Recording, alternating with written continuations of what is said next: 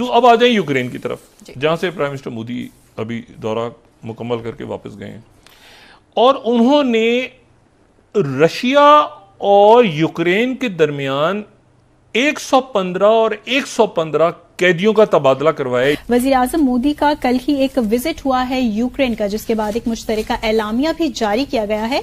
वो ये हुआ है कि यूक्रेन और रशिया के बीच for the very first time, ये जब से जो यूक्रेन की तरफ से एक हमला किया गया अगस्त के महीने में, तो उसके बाद पहली बार प्रिजनर स्वैप हुआ है।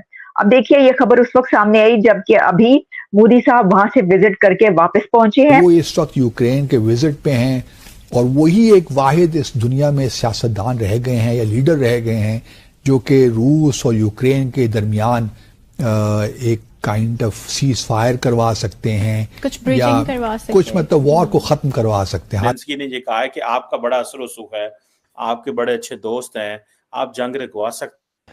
You are big country, you have big influence and you can stop Putin. और वहां पर जेलेंस्की ने नरेंद्र मोदी से ये कहा कि आप प्रेसिडेंट पुतिन से ये कहें कि वो जंग बंद करें। यूक्रेन ने जो है सपोर्ट किया कि भारत को परमानेंट उसकी सीट मिलनी चाहिए यूएन सिक्योरिटी काउंसिल में। जो एक स्पेसिफिक सिचुएशन डेवलप हो गई है उसमें इंडिया बड़ी एक प्रॉपर पोजीशन में आ गया है कि इनके दरमियान एटलीस्ट फैसिलिटेटर का रोल प्ले करे किसी तरह की नेगोशिएटेड सेटलमेंट में। नमस्कार दोस्तों, चैनल पर आपका स्वागत है। दोस्तों, अभी आपने देखा कि हमारे मोदी जी जो प्राइम मिनिस्टर हैं वो यूक्रेन के दौरे पर गए हुए थे, जहां पर पूरी दुनिया उनको कवर कर रही थी। तो दोस्तों, उसका एक बड़ा अपडेट सामने आया है कि मोदी जी ने रशिया और यूक्रेन के बीच समझौता करवा करके 115 कैदियों को आदान प्रदान कराया है कि मतलब रूस के जो नागरिक थे रूस को वापस कराए और यूक्रेन के नागरिक जो थे रूस के पास उनको यूक्रेन को वापस कराए। इसको दुनिया एक बड़े स्टेप के बारे में एज ए स्टेप बड़ा स्टेप सोच रही है, क्योंकि दोस्तों इतना बड़ा स्टेप आना जो जहां मतलब इतनी ज़्यादा युद्ध हो रहा था, जहां दुनिया में किसी भी लीडर की बात नहीं सुनी जा रही थी, वहां पर भारतीय प्राइम मिनिस्टर ने जाकर के कैदियों का एक्सचेंज कराया। ये बहुत बड़ी बात है। तो इसे देख करके दुनिया बड़ी होपफुल हो गई है। और जैसे ही ये बात जो है हमारे पड़ोसी भिखारिस्तान को लगी, अब भिखारिस्तान को लग रहा है कि अब लगता है मोदी वार रुकवा सकता है, तो उनका रोना शुरू हो चुका है। आइए सुनते हैं क्या रो रहे हैं वो। अब आ जाए यूक्रेन की तरफ, जहां से प्राइम मिनिस्टर मोदी अभी दौरा मुकम्मल करके वापस गए हैं और उन्होंने रशिया और यूक्रेन के दरमियान 115 और 115 कैदियों का तबादला करवाया। पहला हक पड़ोसियों का होता है। आप यकीन करें, मैं कोई एक बात ऐसी यहां पे नहीं कर रहा जिसमें कोई नेगेटिव, मैं वो बात बता रहा हूं जो हकीकतन हो रही है और मैं इसको समझने से कासिर हूं। वहां पर जो इंडिया के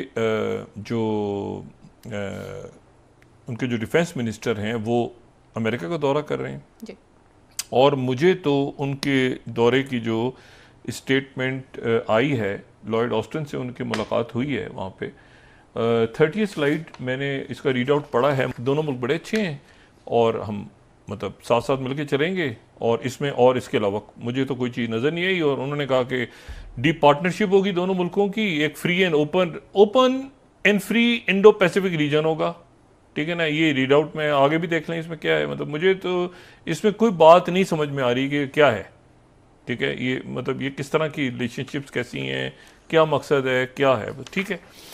इससे सर आगे जब हम बढ़ते हैं तो एक और लेटेस्ट न्यूज जो हमारे सामने आ रही है वो ये हुआ है कि यूक्रेन और रशिया के बीच for the very first time, ये जब से जो यूक्रेन की तरफ से एक हमला किया गया अगस्त के महीने में, तो उसके बाद पहली बार प्रिजनर स्वैप हुआ है।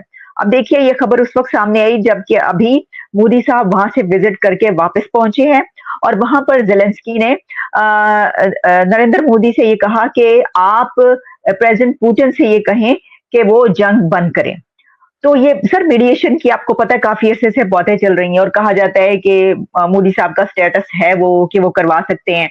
अच्छा, अब ये इसके अंदर कहा जा रहा है कि यूएई भी मीडिएशन या कुछ बीच में था, ये जो प्रिजनर्स का वो हुआ है। तो वैसे साहब, क्या आपको लग रहा है कि वाकई ये रिजॉल्व की तरफ जा रहे हैं और जंग बंद हो सकती है, हालात बेहतर होंगे और वाकई इंडिया की तरफ से एक डिप्लोमेटिक वे में बहुत बड़ी चीजें की गई हैं। सर कैसे, इसके ऊपर क्या कहना चाहेंगे आप? देखें, ये प्रिडिक्शन करने वाली बात है और सिचुएशन बहुत ज्यादा अनप्रिडिक्टेबल है, लेकिन दुनिया के हालात इस तरफ बढ़ रहे हैं कि इस तरह के कॉन्फ्लिक्ट जो है ये अब मैं समझ रहा हूँ कि अब ये रूस का जो कोर है ना उसको टच कर रहा है। तो ये रूस के लिए एक सिचुएशन ऐसी नई क्रिएट हो रही है जिसमें उनको बहुत जल्दी हंगामी बुनियादों पे जो है इस मसले को एड्रेस करना होगा, चूंकि ये गेम अब उनके हाथ से निकलती चली जा रही है। तो इस हवाले से जाहिर है कि इस वक्त अगर आप दुनिया में जो एक स्पेसिफिक सिचुएशन डेवलप हो गई है उसमें इंडिया बड़ी एक प्रॉपर पोजीशन में आ गया है कि इनके दरमियान एटलीस्ट फैसिलिटेटर का रोल प्ले करे किसी तरह की नेगोशिएटेड सेटलमेंट में, चूंकि दोनों जो है उसकी बात सुनने के लिए तैयार हैं। अब ये मसला नहीं कि आप बात ही ना करें या आए ना, एटलीस्ट दे आर लैंडिंग, उनके जो कान हैं उनकी बात जो है वो सुनने के लिए तैयार हैं। तो यही होता है, आप इसमें जो है वो ज़ाहिर है ताकत का इस्तेमाल तो करने की गुंजाइश रही नहीं।